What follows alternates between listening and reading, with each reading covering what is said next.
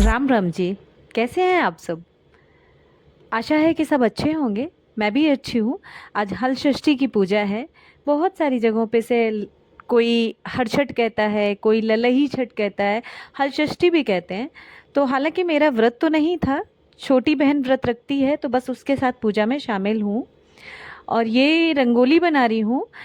आज के दिन रंगोली रंगों से नहीं बनाते हैं, चावल के आटे से बनाते हैं। उसको गीला कर लेते हैं, घोल लेते हैं और उसी से बनाते हैं। तो बस रंगोली बना रही हूँ। और ये देखिए कांसा है और पेड़ है, पलाश के शायद पत्ते हैं और उन सब की पूजा की जाती है। और ज़्यादातर लोग व्रत रखते हैं ये अपनी संतान के ऊपर व्रत रखा जाता है, उसकी खुशहाली के लिए, उन्नति के लिए, दीर्घायु के लिए व्रत रखा जाता है, ईश्वर से प्रार्थना की जाती है। और एक जो महिलाएं होती हैं ना, हम गृहिणियाँ, तो वो वैसे भी उनका जो संसार होता है उनका परिवार ही होता है।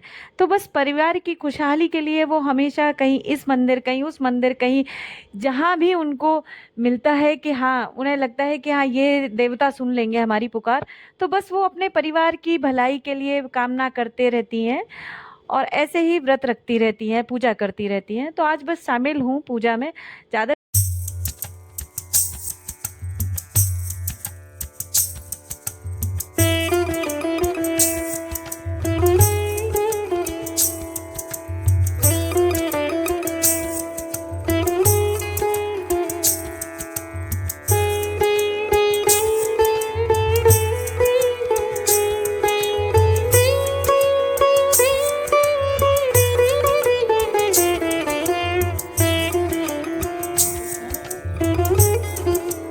राजा युधिष्ठिर ने श्री कृष्ण बड़े शोक हे देवकी नंदन, अपने अभिमन्यु के मर जाने पर सुभद्रा शोक संतप्त है।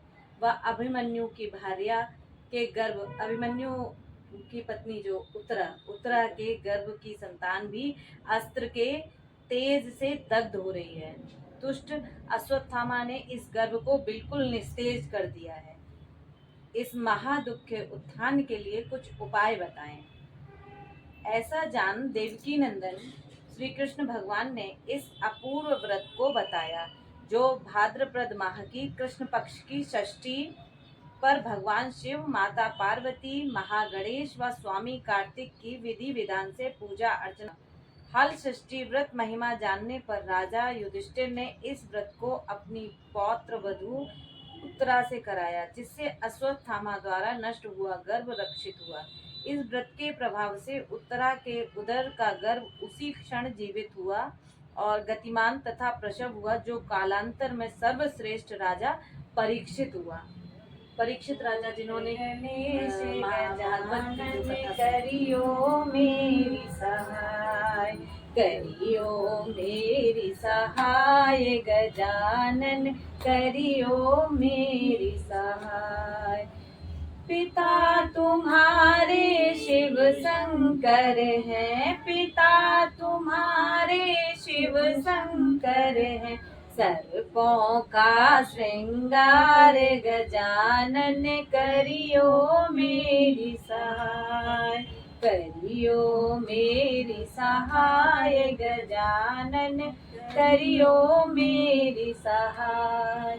मात तुम्हारी पार्वती है, मात तुम्हारी पार्वती है, करती अति से प्यार गजानन करियो मेरी सहाय, करियो मेरी सहाय, गजानन करियो मेरी सहाय। प्रथमे होय तुम्हारी पूजा, तुम समान कोई देव न दूजा, मुँह से के असवार गजानन करियो मेरी सहाय, करियो मेरी सहाय, गजानन करियो मेरी सहाय। हम सब आए शरण तुम्हारी, हम सब आए शरण तुम्हारी, कर दो बेड़ा पार गजानन करियो मेरी सहाय, करियो मेरी सहाय। आज भगवान कृष्ण के बड़े भैया बलदाऊ भैया का भी जन्मदिन है। आज उनका भी जन्मदिन है। इस व्रत में हल का जोता बोया हुआ नहीं खाया जाता अनाज, और ना ही हल्के जोते और बोए वाली जगह पे जाया जाता है। पूजा समापन की ओर है। अब हमको जो ये पत्ते हैं पलाश के बड़े से, इनके 6 हिस्से करने होंगे, और उन 6 हिस्सों पे चावल, चावल तो नहीं, पसाई के चावल बोलते हैं हमारे यहाँ तो, और जो ब्राउन कलर के चावल होते हैं ये खेत में नहीं पैदा होते हैं, ये गड्ढे में और पहाड़ों पे पैदा होते हैं, तो इनको उपयोग में लिया जाता है क्योंकि ये खेत से पैदावार नहीं है इनकी। तो ये चावल हुए और महुआ हुआ और दही है, तो ये उन हर एक पत्ते पे रखा जाएगा, और व्रत करने वाली जो महिला होगी वो इसे ज़रूर खाएगी। और प्रसाद के रूप में ये बच्चों को भी दिया जा सकता है, पर बच्चा अभी कोई नज़र नहीं आ रहा था, वो खेल रहा था। श्रेष्ठ और शौर्य स्कूल गए हुए थे, और दोनों बच्चे भी स्कूल गए हुए थे, तो कोई था ही नहीं, तो हम ही दोनों ने भोग लगा लिया बस। और ये देखिए हमारी सनातन धर्म की विशेषता कि प्रकृति को धर्म से जोड़ दिया गया है। कभी बरगद की पूजा करते हैं, कभी पीपल की पूजा करते हैं।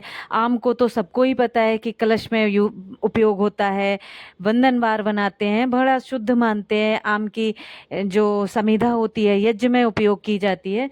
तो ये बहुत अच्छा किया है कि प्रकृति के संरक्षण के लिए उसे धर्म से जोड़ दिया गया, क्योंकि अगर हम पूजा करेंगे तो उन पेड़ों को हम संरक्षित करेंगे, उनको लगाएंगे भी, उनको बढ़ाएंगे भी और उनको संरक्षित करेंगे।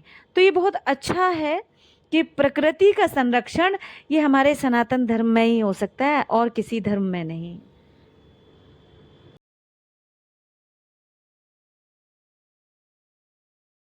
अब यहाँ जो कांस के जो पत्ते हैं कांस के, तो उनमें गांठ लगानी होती है। कहा जाता है कि ये 6 गांठें उनमें लगाई जाती हैं, और वो भी एक हाथ से, दूसरे हाथ को उपयोग में नहीं लाया जाता। बड़ी मुश्किल हो रही थी ये सब करने में, लेकिन खैर हो गया अच्छे से। ईश्वर की कृपा थी कि सब अच्छे से हो जाता है, तो हुआ। और देख सकते हैं बड़ा मुश्किल आ रही है करने में, पर किया गया। 6 गांठें लगाई।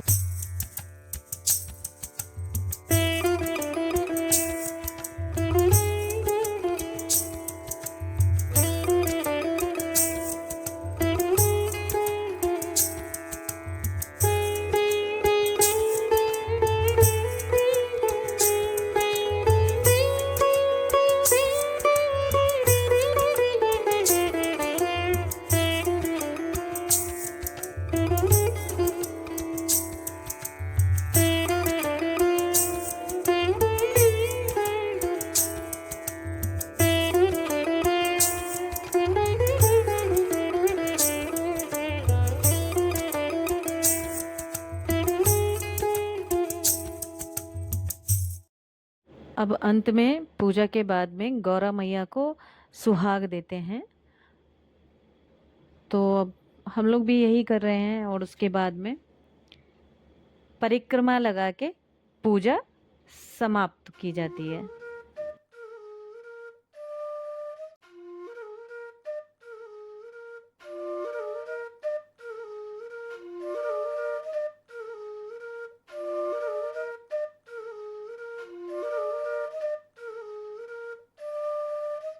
यहाँ अब श्रेष्ठ भी आ गए तिलक करवाने के लिए। ओम स्वस्ति न इंद्रो वृद्धस्वा स्वस्ति न पूषा विश्ववेदा स्वस्ति न साक्षो अरिष्टनेमि स्वस्ति नो बृहस्पतिर्दधातु।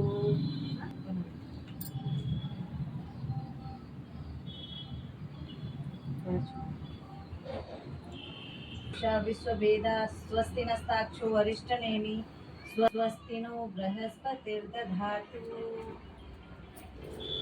आज के इस व्लॉग का यहीं एंड करते हैं। मिलते हैं अगले व्लॉग में। राधे राधे। जय श्री कृष्णा। जय श्री कृष्णा।